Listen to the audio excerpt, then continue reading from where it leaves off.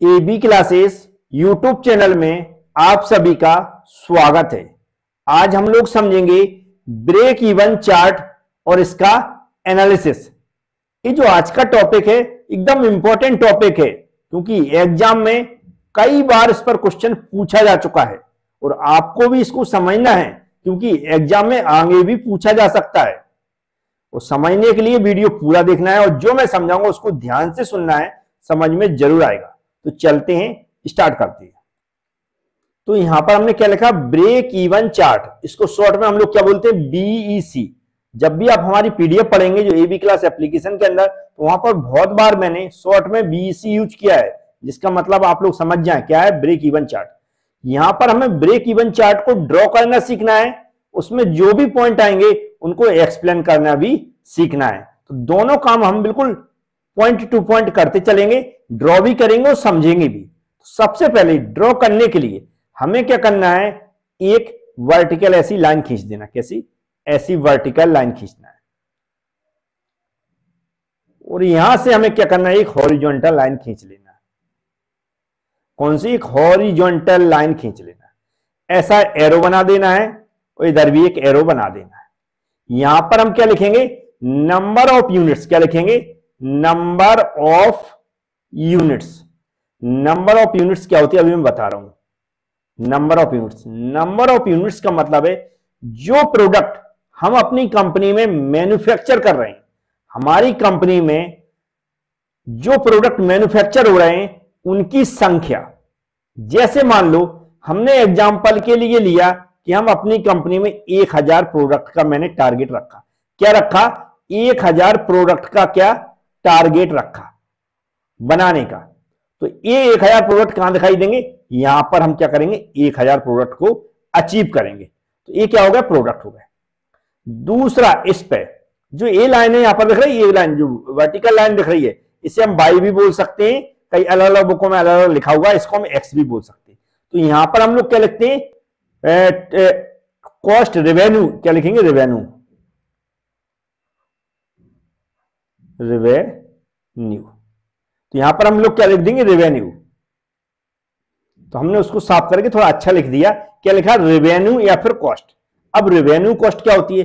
Cost मतलब 1000 product हम लोग बना रहे हैं। कितने? 1000। तो उसके लिए टोटल कॉस्ट कितनी आ रही है, 1000 प्रोडक्ट बनाने में कितनी टोटल कॉस्ट आ रही है।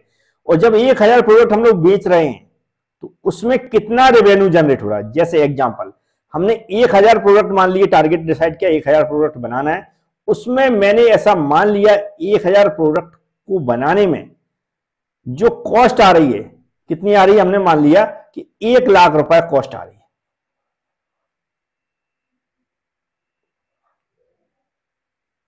1 लाख रुपए क्या आ रही, कॉस्ट आ रही बनाने में। क्या आ रही? बनाने में आ रही। अब हमने जो 1 लाख कॉस्ट आई, फिर हमने क्या किया, ये कौन सी आई हमारी, कॉस्ट हुई। अब हमने क्या किया, इसको बेचा। क्या किया? बेचा। इनको बेचा, किसको? प्रोडक्ट को। तो वह हमने कितने में बेचा, मैंने मान लिया कि 1,20,000 में हमने इनको बेचा। 1,20,000 में बेचा। तो ये क्या हो गया, इसका रेवेन्यू हो गया। क्या हो गया? रेवेन्यू हो गया। कॉस्ट और रेवेन्यू हो गए, दोनों समझ गए कि हमने 1000 प्रोडक्ट बनाए, उसको बनाने में लागत आई हमारी 1 लाख रुपए, और उसको जब हमने बेचा तो हमने 1,20,000 में बेच दिया। अब 1,20,000 में बेचा, तो दोनों का यदि हम डिफरेंस निकालते हैं तो कितना निकल रहा है, 20,000 रुपए निकल रहा है। कितना? 20,000 रुपए निकल रहा है। ये 20,000 रुपए क्या कहलाएगा, प्रॉफिट कहलाएगा। क्या कहलाएगा? प्रॉफिट कहलाएगा। इतनी बात आपको समझ में आ गई होगी। क्या कहलाएगा? प्रॉफिट कहलाएगा। अब हमने क्या, रेवेन्यू कॉस्ट को हम इस पर दर्शाएंगे और नंबर ऑफ प्रोडक्ट को इस पर दर्शाएंगे। हम मान लेते हैं कि इसको छोटे छोटे भागों में डिवाइड कर देते हैं। पहले 100 प्रोडक्ट बनाए, फिर 200, 300, 400, 500, 600, 700, 800, 900, 1000 ऐसे प्रोडक्ट में डिवाइड कर लिया। 100, 200, यहां पर 300 हो जाएंगे, यहां पर 400 हो जाएंगे, यहां पर कितने हो गए, 500 हो गए, और यहां पर क्या होगा, 600 हो गए, यहां पर 700, और यहां पर 800, और यहां पर 900, और ये 1000 हो गए। अब इनमें जो कॉस्ट लग रही, कितनी लग रही है, यहां पर 1 लाख मैंने मानी। तो यहां पर इसको हमें यहां पर दर्शाना है, ऐसे इसको यहां पर दर्शाएंगे। जैसे 1 2 3 4 5, 6, 7, 8 ऐसे आगे और भी 10 आ सकते हैं। तो हमने यहां पर मान लिया है 10,000 रुपए लिख देता हूं, यहां पर मैं यहां पर 20,000 लिख देता हूं, यहां पर ऐसे 30,000 लिख देता हूं, एग्जाम्पल के लिए समझ रहे हैं। यहां पर ऐसे 40 लिख देता हूं, ऐसे 50 करके यहां पर हम लगभग लिख देते हैं कि 1 लाख रुपए पूरी टोटल कॉस्ट आ रही है। और आगे इसको बढ़ा सकते हैं, और भी आगे इसको बढ़ा सकते हैं, जितना भी आगे बढ़ाना चाहते हैं। ये तो मैंने एग्जाम्पल के लिए लिख दिया, और ये जो पॉइंट लिखे हैं इसको नहीं लिखेंगे तो भी चलेगा। अब जो टोटल कॉस्ट यहां पर आ रही, टोटल कॉस्ट, ये जो टोटल कॉस्ट होती है 2 भागों में डिवाइड रहती है।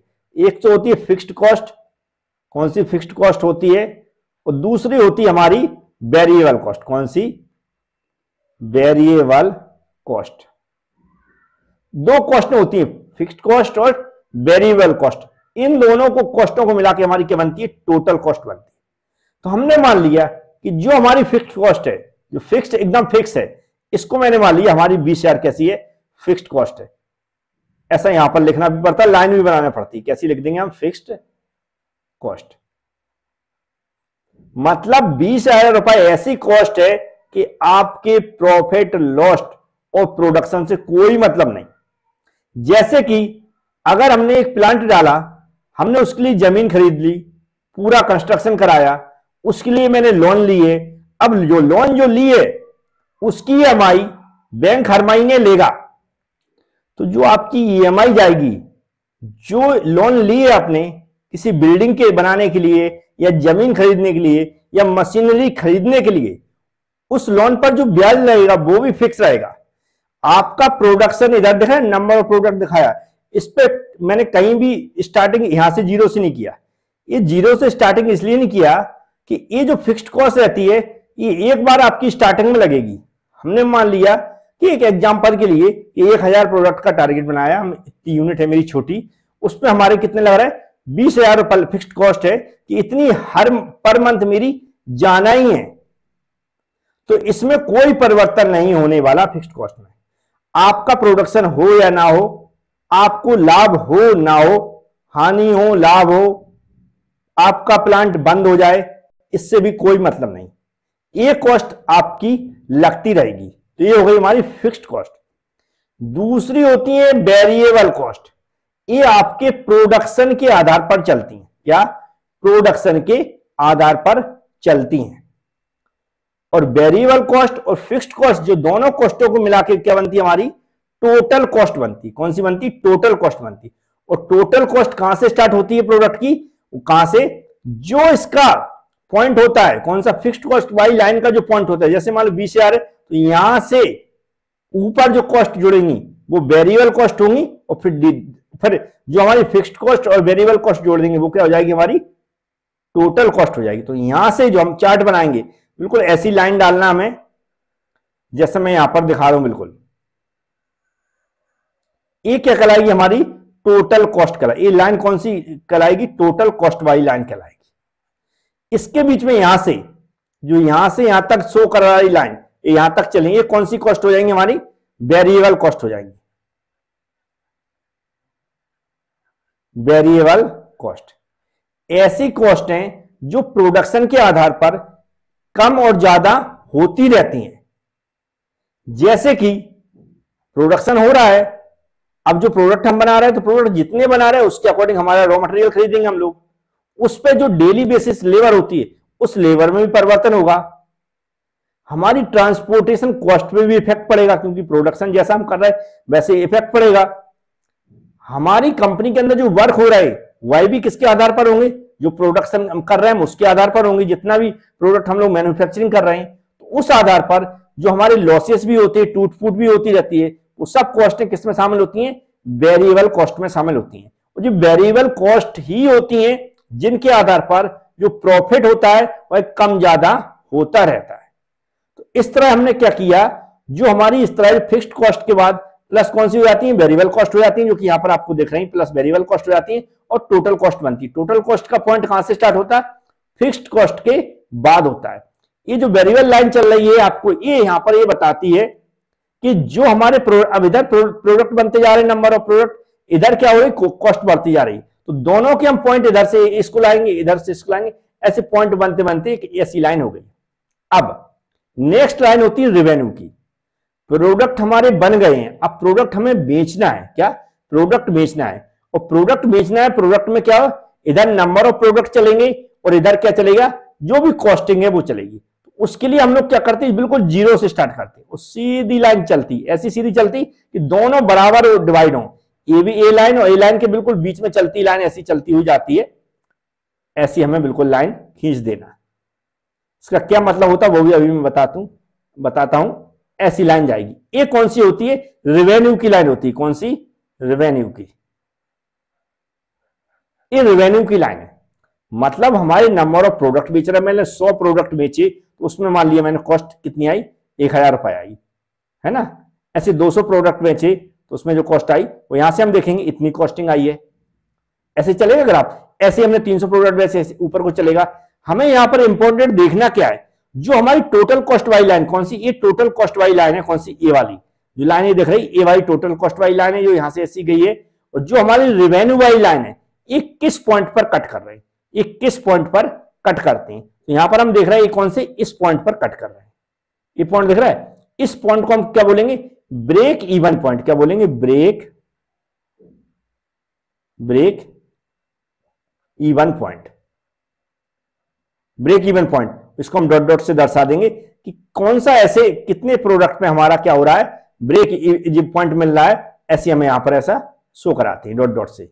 अब इसका मतलब क्या होता है, ब्रेक इवन पॉइंट यहां पर शो कराता है कि किसी कंपनी को इस पॉइंट पर ना लॉस हो रहा है ना ही क्या हो रही है, हानि हो रही है।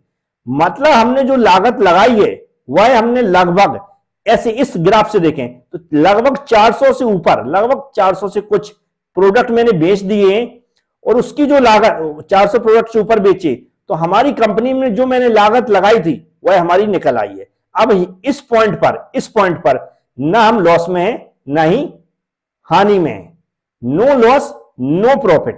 कौन सा पॉइंट दर्शाता है, ब्रेक इवन पॉइंट। याद रखें, ब्रेक इवन पॉइंट क्या दर्शाता है, नो लॉस नो प्रॉफिट दर्शाता है। इसका एक फॉर्मूला भी होता है, वह भी मैं अभी बता देता हूं क्योंकि ब्रेक इवन पॉइंट की चर्चा चल रही तो उसके बारे में भी चर्चा, जो भी फॉर्मूला होता है वो भी मैं बता देता हूं।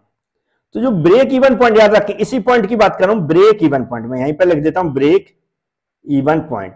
इसको निकालने का जो फॉर्मूला होता है वह होता है एफ बटे 1 minus V upon P, 1 minus V upon P. ये जो एफ होता है वह होती है फिक्स्ड कॉस्ट। क्या होती है, फिक्स्ड कॉस्ट।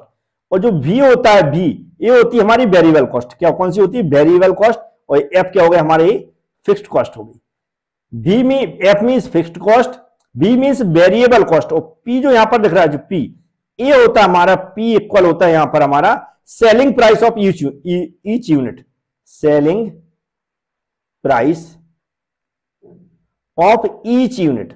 जो भी प्रोडक्ट हम लोग बेच रहे हैं उसकी सेलिंग प्राइस। तो इस फॉर्मूले से हम लोग ब्रेक इवन पॉइंट निकाल लेते हैं। समझ में आया, ब्रेक इवन पॉइंट एक ऐसा पॉइंट होता है जहां पर जो भी प्रोडक्ट हम सेल कर रहे हैं इस पॉइंट पर हम बिल्कुल नो प्रॉफिट और नो लॉस की कंडीशन में आ जाते हैं। मतलब यहां पर ना हमें प्रॉफिट हो रहा है ना लॉस हो रहा है, हमारी जो कीमत लगाई थी वो निकल आई है। जैसे कि यहां पर लगभग हमने 450 की समथिंग प्रोडक्ट अगर बेच लिए तो लगभग इतनी कीमत निकली, मतलब इतनी कीमत हमारी जो भी लागत लगी थी इतना मान सकते हैं। अब हम इसमें प्रॉफिट और लॉस कैसे देखते हैं, तो इसके लिए हम देखते हैं जो टोटल कॉस्ट है, टोटल कॉस्ट से ऊपर वाली लाइन कौन सी, रेवेन्यू। टोटल कॉस्ट से यदि जो एरिया जो दिख रहा है ये किसका दिख रहा है, ये दिख रहा है प्रॉफिट वाला एरिया, प्रॉफिट वाला एरिया। प्रॉफिट मतलब टोटल कॉस्ट के ऊपर रेवेन्यू की लाइन जाती है, टोटल कॉस्ट के ऊपर यदि रेवेन्यू की लाइन जाती है तो हमेशा प्रॉफिट में रहते हैं। क्या शो, या फिर ऐसा बोल सकते हैं टोटल कॉस्ट के ऊपर यदि रेवेन्यू की लाइन है तो वो प्रॉफिट शो कराती है। और यदि जो टोटल कॉस्ट की लाइन कौन सी है, तो ये जो एरिया दिख रहा है,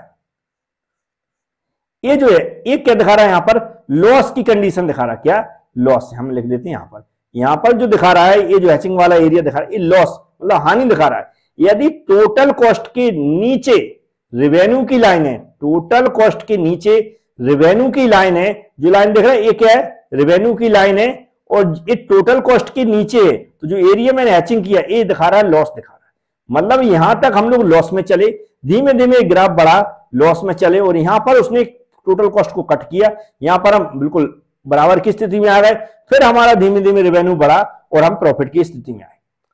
ये जो आपको ग्राफ दिख रहा पूरा, इसी तरह का हम लोग एक पूरा कंप्लीट ग्राफ बनाना पड़ता है। तो इतना ग्राफ हमें बनाना है। इस ग्राफ को मैंने पीडीएफ में भी बना दिया जो एबी क्लास एप्लीकेशन के अंदर है, तो वहां से भी बना सकते हैं। ये जो भी मैंने समझाने की कोशिश की कैसा भी बन गया, इसको आप सेम का सेम भी बना सकते हैं एग्जाम में, लेकिन यहां पर जो मैंने एक्सप्लेन किया इसको वो आपको पूरा एक्सप्लेन करना पड़ेगा। ब्रेक इवन पॉइंट के बारे में बताना पड़ेगा, उसका फॉर्मूला बताना पड़ेगा, टोटल कॉस्ट क्या होती है, वेरिएबल फिक्स्ड कॉस्ट, ये सारा जैसा मैंने समझाया वैसा समझा देंगे, नहीं तो पीडीएफ में लिखा हुआ वैसा समझा दें। अब थोड़ा सा इसकी जरूरत क्यों पड़ी, तो हम लोग जो कंपनी में जो हमारा जैसे मैंने बताया जो प्रॉफिट होता है उस प्रॉफिट को एनालिसिस करते हैं हम लोग, क्योंकि प्रॉफिट क्या होता है बढ़ता और कम होता रहता है, कभी ज्यादा कभी कम, तो वह किन कारणों से हो रहा है। तो यहां पर जो लाइन दिख रही है डॉट डॉट, इधर जो पूरा क्या दिखाता, मार्जिन दिखाता, क्या क्या किसका मार्जिन दिखा रहा है, प्रॉफिट का मार्जिन। ये जो मार्जिन दिखाता है इधर क्या दिखा रहा है, मार्जिन दिखा रहा है इधर। तो अब यहां पर समझ में क्या आया है कि जो प्रॉफिट है वह कम ज्यादा होता है। देखो यहां से दिख रहा है कैसे बढ़ रहा है प्रॉफिट, कभी गिर रहा है कभी बढ़ रहा है। तो ये जो प्रॉफिट है ये किस पर डिपेंड करता है, ये वेरिएबल कॉस्ट पर डिपेंड करता है। किस पर, वेरिएबल कॉस्ट पर डिपेंड करता है। हम लोग यहां पर ये देखते हैं कौन सी ऐसी कॉस्टें हैं जिनको कम किया जा सकता है, यदि उनको कम कर लिया जाए तो क्या होगा, हमारा प्रॉफिट बढ़ सकता है। या कौन से ऐसे खर्चे हो रहे हैं फालतू के जिन पे कंट्रोल किया जा सकता है और उनसे भी हम रेवेन्यू बढ़ा सकते हैं। कौन सी कंपनी में ऐसी टूट फूट हो रही है, लॉसेस हो रहे हैं, उन लॉसेस को उससे कैसे बचा जा सकता है, उन लॉसेस को कैसे कम किया जा सकता है जिससे हम प्रॉफिट और बढ़ा सकें। तो इसमें हम लोग क्या करते हैं, ये तो नॉर्मल साधारण सा ग्राफ दिख रहा है, लेकिन ग्राफ पूरा कंप्लीट बनता है कौन कौन सी वेरिएबल कॉस्ट हैं, कौन कौन सी फिक्स्ड कॉस्ट हैं, कौन कौन सी कॉस्ट शामिल हो रही है। तो ये पूरा क्या है, ग्राफिकल रिप्रेजेंटेशन है। ग्राफिकल रिप्रेजेंटेशन मतलब एक पूरा ग्राफ है, सभी कॉस्टों को यहां पर इसका दर्शाया जाता है, उनका रेवेन्यू दर्शाया जाता है, नंबर ऑफ प्रोडक्ट दर्शाए जाते हैं, किसमें कितनी कॉस्ट है, सब कुछ इसमें दर्शा के ये एक्सेल सीट वगैरह या जो भी सॉफ्टवेयर होता है उसमें बनाया जाता है। उसमें हमें क्लियर ग्राफ जनरेट होकर आता है सभी कॉस्टों के आधार पर, जो हमने रेवेन्यू जनरेट किया उसके आधार पर, कितने प्रोडक्ट हमने सेल किए उसके आधार पर, सारा डाटा जब उसमें फीड किया जाता है फिर एक इस तरह का ग्राफ बन किया जाता है। उस ग्राफ में हम लोग क्लियर देख सकते हैं कि कितना प्रॉफिट हो रहा है और कौन कौन सी, फिर हम उसमें ये एनालिसिस कर लेते हैं कि कौन सी ऐसी कॉस्ट हैं जिन पर हम काम कर सकते हैं और उनको कंट्रोल करके हम लोग क्या रेवेन्यू और बढ़ा सकते हैं, प्रॉफिट और कमा सकते हैं। तो उम्मीद है समझ में आया होगा ब्रेक इवन चार्ट क्या होता है। बकाया जैसे मैंने बताया एबी क्लास एप्लीकेशन को डाउनलोड कर लें, कैसे डाउनलोड करना है, कैसे उससे कोर्सेज परचेज करना है, तो मैंने डिस्क्रिप्शन बॉक्स में वीडियो बना के उसकी लिंक दे दी, उसको देख लें एक बार। आप हमसे कांटेक्ट भी कर सकते हैं। एबी क्लास यूट्यूब चैनल है, उस पर सारे कोर्सेज मिल जाएंगे, वहां पर भी प्लेलिस्ट बनी हुई है पर्टिकुलर सब्जेक्टों के नाम से। तो चैनल को सब्सक्राइब कर लें, बेल आइकन पर क्लिक कर लें, वीडियो को लाइक जरूर कर दिया करें। Thank you friends.